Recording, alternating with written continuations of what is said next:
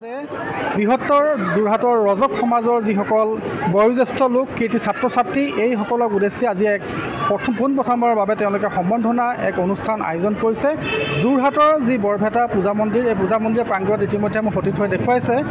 এই ধৰণে আচলতে আজি অনুসূচিত জাতি ৰজক সমাজৰ সৌজন্য বৃহত্তৰ যোৰহাট ৰজক সমাজৰ জ্যেষ্ঠ নাগৰিক আৰু সমাজ সেৱক আৰু কীৰ্তি ছাত্ৰ ছাত্ৰীক এই ধৰণৰ সম্বৰ্ধনা এক অনুষ্ঠান যোৰহাটৰ এয়া ঢলাজনৰ যোৰহাটৰ যি বৰভেটাৰ যি পূজা মন্দিৰৰ প্ৰাংগণত এই ধৰণে সকলো সমবেত হৈছে। মই অকণমান কথা পাতিম যি বিষয়ববীয়া আচলতে কি ধৰণে মনলৈ আহিলে তাৰা পোনপ্ৰথমে স্বাগতম জনাইছোঁ আৰু লগতে পোনপ্ৰথমৰ বাবে আপোনালোকে আয়োজন কৰিছে যি নাগৰিক সমাজৰ লগত গোটেই কথাখিনি অকণমান যদি কয়।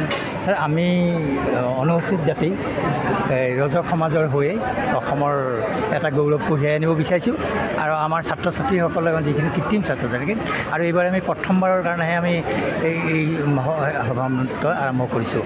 ইয়াতে আমাক ভাল লাগিছে আৰু আমাৰ অনুসূচিত জাতিৰ ধৰক যিখিনি বিষয়ববীয়া বা যেনে ধৰণৰ সন্মানীয় লোক আছে তেখেতসকলক আমি মাতিছোঁ আৰু আমাৰ মাজত তেখেতসকলে সহায় কৰিছে আৰু আমাৰ যিখিনি মানে ৰজক সমাজৰ যিখিনি আগতীয়াকৈ আমাক যিখিনি প্ৰদান দি থৈ গৈছে তেখেতসকলক আমি জ্যেষ্ঠ নাগৰিক হিচাপে তেখেতসকলকো আমি সন্মান জনাম আৰু যাতে আমাৰ সভাখনো ভাল ধৰণে হৈ যাওক আৰু চবেই যাতে আমাকো আঁকোৱালি ল'ব বুলি আমি এটা দৃঢ় বিশ্বাস। কিমান সংখ্যক লোকৰ আজি আমাৰ 200-300মান লোকৰ হেৰি আছে। কেনেকুৱা ধৰণৰ লোকসকলক আপোনালোকে আদৰি লৈছে? আগতে এনেই ধৰক যিখিনি আছে আমাৰ লগত যিখিনি আগততো ইমান নাছিলেও আমাৰ ককাৰ পাছতে ধৰক আমাৰ যিখিনি মানে পৰিয়াল আছিলে তেওঁলোকে কিবা এটা দেখুৱাই থৈ গ'ল। তাৰপিছত আমিও পঢ়ি শুনি ধৰক কিবা এটা চাকৰি বাকৰি কৰি আমিও চালোঁ যে বাহিৰত বহুতখিনি এটা সভ্যতাৰ আছে। আমিতো ধৰক আজি বহু বছৰৰ কথা আৰু আমাৰ মাদাৰ টং আছামিজেই আৰু অসমীয়াই পঢ়োঁ, অসমীয়াই চব কথা।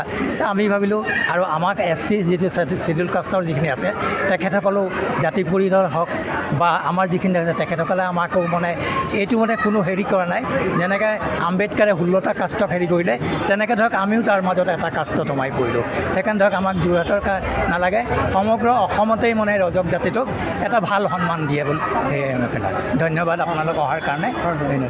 আৰু আজি বাইদেউ আছে, বাইদেউৰ পৰা জানিম। কওকচোন কেনেকুৱা ধৰণে পোনপ্ৰথমে আয়োজন কৰিছে, আচলতে কি ভিত্তিত আপোনালোকে আমাৰ ৰজক সমাজখন যাতে আমি আগলৈ আগবঢ়াই নিব পাৰোঁ সেই ভিত্তিত আমি কৃতি ছাত্ৰ ছাত্ৰী আৰু বয়োজ্যেষ্ঠসকলক সন্মান জনাবলৈ আগবাঢ়ি আহিছোঁ। প্ৰথম বৰ্ষ হয়, লাহে লাহে আৰু আমি আগবাঢ়ি যাবলৈ চেষ্টা কৰিম। নিশ্চয়। আচলতে এয়া হৈছে যোৰহাটৰ যি বৰভেটা পূজা মন্দিৰ আচলতে পৰিৱেশ আৰু উৎকট গৰমতো নেওচি কিন্তু এইসকল লোকক আচলতে বয়োজ্যেষ্ঠৰ পৰা ছাত্ৰ ছাত্ৰী বা সমাজ সেৱক যিসকলে আচলতে সমাজৰ কাৰণে অহৰ্নিশে কাম চলাই গৈছে তেওঁলোকক আচলতে এক স্বীকৃতি প্ৰদান অৰ্থাৎ তেওঁলোক সম্বৰ্ধনা অনুষ্ঠান যাতে তেওঁলোকে আয়োজন কৰিছে যাতে অনাগত দিনত যাতে তেওঁলোকে এই ধৰণে সমাজৰ কাৰণে হওক বা দেশৰ কাৰণে হওক তেওঁলোকে যাতে আগুৱাই যাব পাৰে তাৰে কাৰণে আচলতে এই সম্বৰ্ধনা অনুষ্ঠান আয়োজন কৰিছে। যোৰহাটৰ পৰা ৰাজীৱৰ সহযোগত উৎপল ভঁৰালীৰ ৰিপৰ্ট, এনি ভাৰত।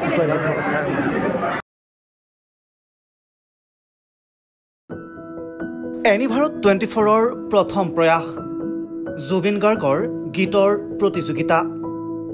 জুবিনৰ গানে কি আনে।